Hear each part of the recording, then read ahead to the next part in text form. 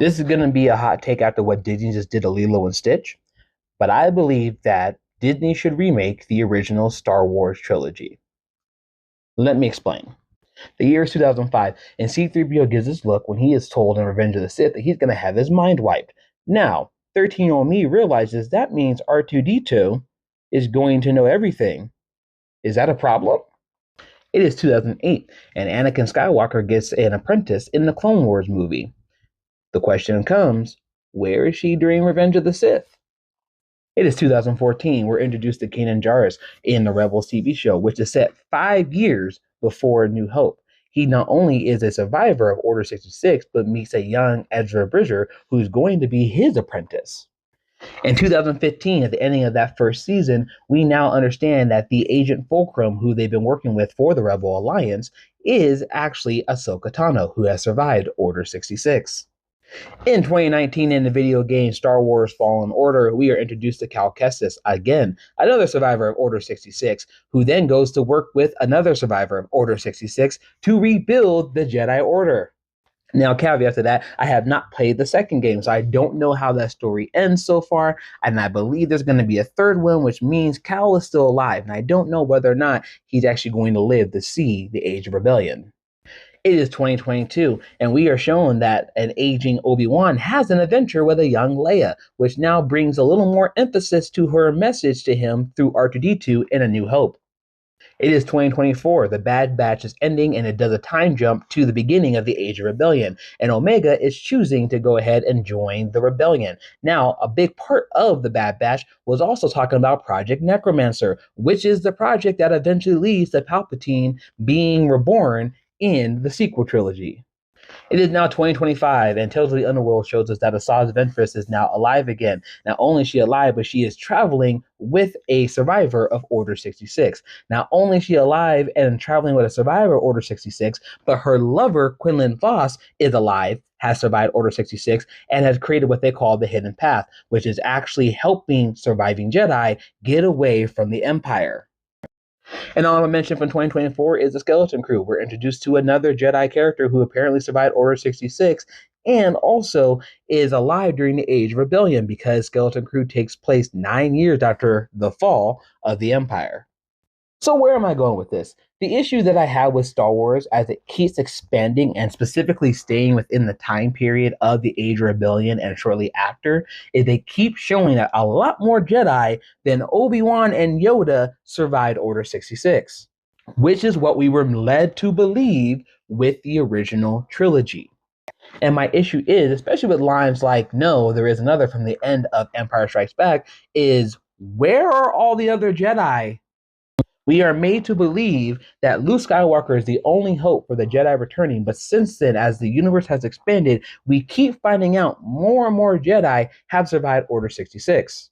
So Star Wars Rebels kind of hints on this with how it ends. Obviously, Kanan dies. Ezra goes to a whole other galaxy. Ahsoka with the World Between Worlds. We're not exactly sure what point in time she comes out of that world. And then also you have the fact that they were really focused on the home planet of Ezra and keeping it safe. And so they don't really rejoin the rebellion after the events of the ending of Rebels. But then you have other things, like I said, with the hidden path being a thing where Jedi are literally gathering together to escape the Empire. You have Cal Kestis trying to rebuild the Order with his new friend and slightly master. You have all these other Jedi that are running around, and yet none of them are mentioned, obviously, in the original series. Which makes perfect sense because that's not what George Lucas had planned at that time. But as we keep expanding the universe, at some point, plot holes are plot holing here. It is literally a running joke in the Star Wars community that this scene right here, when R2-D2 first meets Yoda, it makes no sense now when you know the full history of the Clone Wars. Or the fact when you really go deeper into it that Owen Lars doesn't find it very interesting that C-3PO and R2-D2 show up together. Like, I get it. They're not the only droids that are in that, life cycle of droids, but the fact that those two specifically show up on Tatooine after all those years, when he has interactions with Obi-Wan, he doesn't question anything. I love Star Wars, and I understand how sacrilegious it is to say that we should remake the original movies. And I'm not saying live action because Lord knows Disney needs to stop doing remakes in live action. But animated Star Wars has always hit. And I honestly believe you can find actors who sound like Harrison Ford, who sound like Mark Hamill. Well, Mark Hamill's still around, so if you wanted the voice and he does voice acting all the time, that's fine with him. Who sound like Carrie Fisher. James Earl Jones did sign away his rights to his voice as Darth Vader. There's so much we could do in animated Star Wars to fill in these plot holes to make a more cohesive story about what happened and why Luke is the only one, that I think it is a largely missed opportunity. Anyone who's ever heard me talk about this before knows that I said all I need is just one time. Yoda's on Dagobah. He's going through the Force. He's reaching out to all the Jedi that are out there, and he's like, "Hey, stay away." For some reason, Luke is the only one. And I need an explanation as to why. There's a part of me that understands that on a meta level, on he's the only one who could bring Anakin back to the light side of the Force. That doesn't change the fact that the other Jedi could have been helping with the rebellion. And I also understand the idea of the galaxy is large, the galaxy is huge, right? So there's no guarantee they would all run into each other.